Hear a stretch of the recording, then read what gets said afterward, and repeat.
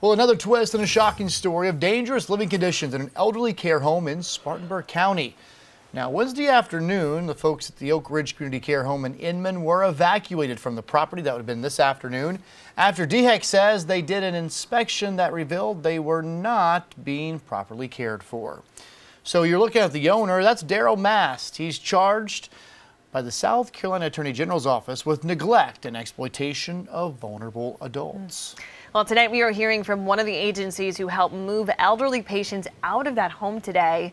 Fox Carolina's Matt Kaufax live outside the Appalachian Council of Governments offices here in Greenville with more.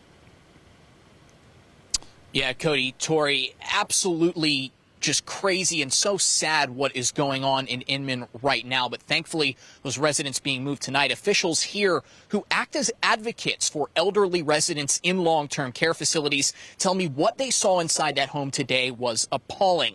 Now, thankfully, they report that as of tonight, all of the residents have been safely relocated.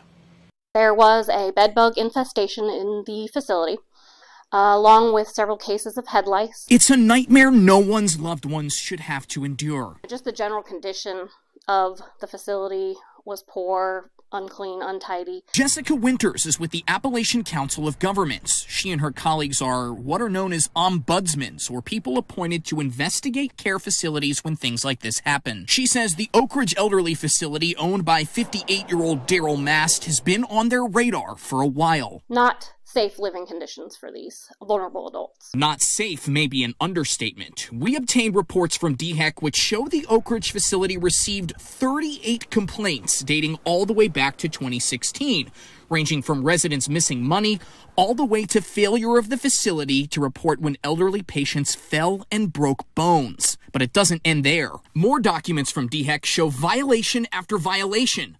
Lice and bed bugs infesting the building which repeatedly weren't dealt with, no COVID-19 protocols in place, even at the height of the pandemic, despite at-risk elderly populations, and countless other serious health and safety hazards. We made several reports to the Attorney General's office and DHEC throughout the years of things that we've seen. Winter says as resident advocates, it's their job to relay information to appropriate agencies. She says she anticipates a lot more information will come out soon, but for now, their focus is on those elderly patients who are being relocated to facilities in Gaffney and Greenville counties. All they have in the world is what's in their room. And now they're being told you have to leave your home. No matter what condition it's in, it's still their home. It's a heartbreaking process. The residents have been, I know of at least 2 that had been there for 40 years.